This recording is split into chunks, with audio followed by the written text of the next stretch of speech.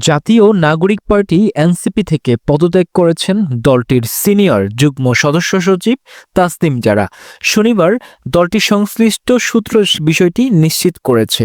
একই সঙ্গে তার স্বামী ও এনসিপির যুগ্ম আহ্বায়ক খালেদ সাইফুল্লাহ দল থেকে পদত্যাগ করতে পারেন, এমন গুঞ্জন রাজনৈতিক অঙ্গনে আলোচনার জন্ম দিয়েছে।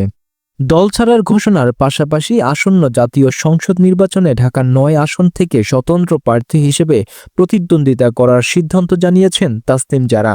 শনিবার নিজের ভেরিফাইড ফেসবুক অ্যাকাউন্টে দেওয়া এক বিবৃতিতে তিনি এই ঘোষণা দেন।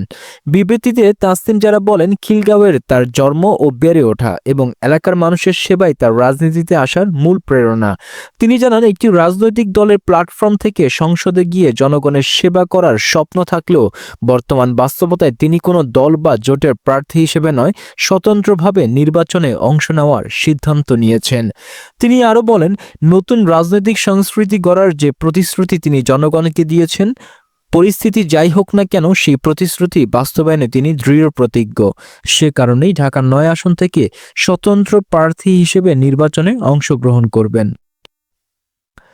তাসনিম জারা উল্লেখ করেন, দলীয় প্রার্থী হলে সংগঠনের অবকাঠামো, সুসংগঠিত কর্মী বাহিনী ও প্রশাসনিক পর্যায়ে কথা বলার সুযোগ থাকে, কিন্তু স্বতন্ত্র প্রার্থী হিসেবে এসব সুবিধা তিনি পাবেন না।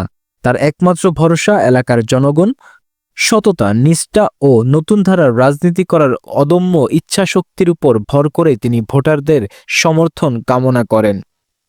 স্বতন্ত্র প্রার্থী হিসেবে নির্বাচনে অংশ নিতে ঢাকার ৯ আসনে তাকে অন্তত ৪,৬৯৩ জন ভোটারের সমর্থন সংগ্রহ করতে হবে। আগামী রোববার ২৭ ডিসেম্বর থেকে এই স্বাক্ষর সংগ্রহ কার্যক্রম শুরু করার কথাও জানিয়েছেন তিনি। এ বিষয়ে ভোটারদের সহযোগিতা চেয়েছেন। রাজনৈতিক সূত্রে জানা গেছে, আসন্ন নির্বাচনে জামায়াতে ইসলামীর সঙ্গে জোট গঠনের সিদ্ধান্তকে কেন্দ্র করে এনসিপির ভেতরে অসন্তোষ তৈরি হয়েছে। দলের ঘোষিত কয়েকজন নারী প্রার্থীও এই সিদ্ধান্তে অস্বস্তি প্রকাশ করেছেন। তাসনিম জারাও সেই অসন্তুষ্টদের একজন বলে জানা যাচ্ছে। এসব কারণেই তিনি দলীয় প্রতীকের পরিবর্তিতে স্বতন্ত্র প্রার্থী হিসেবে নির্বাচনে লড়ার সিদ্ধান্ত নিয়েছেন বলে মনে করেন সংশ্লিষ্টরা।